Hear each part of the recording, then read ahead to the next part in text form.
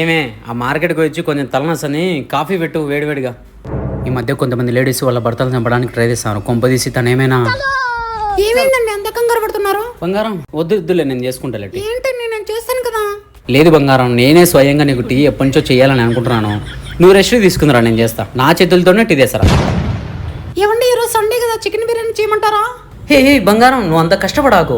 నేను already జొమాటోలో order పెట్టినాను. So అది వస్తుంది, అది వచ్చిన తర్వాత నిదానంగా తిన్నాం, సరేనా? నువ్వు రెస్ట్ తీసుకో.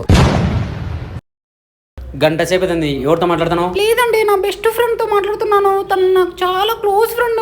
ఈ మధ్య ఈ క్లోజ్ ఫ్రెండ్స్ లవర్స్ అవుతున్నారు. వాళ్ళిద్దరు కలిసి మొగుని చంపడానికి ట్రై చేస్తారు. సో ఆ ఛాన్స్ మాత్రం నేను ఇవ్వను. ఆ సెల్ ఇక్కడదే. ఎందుకండి? సెల్లులో బ్యాలెన్స్ కాదు, సెల్లు చెడిపోయింది. నాది రిపేర్ అవ్వగానే నేను తెచ్చిస్తలే. సరే నాకు టైం అయింది. నేను ఫ్రెండ్స్తో పాటు బయటకు పోతున్నాను, చూడు. బాయ్. ఆగండి, మీకు మధ్యాహ్నానికి ఏం చేయమంటారు? లేదు, ఫ్రెండ్స్ అంతా బయట తిందామని చెప్పేసి ప్లాన్ వేసుకున్నాము. నేను మధ్యాహ్నం బయట తింటాను. నాకేం వద్దులే, నువ్వు వండుకో. బాయ్. అవును, నేను ఫోన్ మాట్లాడకుండా ఒంటరిగా ఉన్నాను కదా.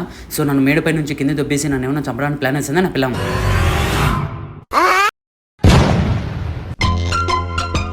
నా పిల్ల నన్ను చంపడానికి ఏదో ట్రై చేశాను. అదేంటో వెంటనే కనుక్కోవాలా. అమ్మా, ఎవర్రా తొక్కేసింది? హలో ఏంటి నా పిల్లం వయసు లెక్కంది? హలో డార్లింగ్, నా మొగుడిని అటు తొక్కేసి కింద పడేలా చేశాను. ఈ పడి చచ్చుంటాడు. నువ్వు తొందరగా వచ్చిన లేకపో. చావు నా దేవుడి నుంచి తప్పించుకోవచ్చు, కానీ పిల్ల నుంచి అసలు తప్పించుకోలేము.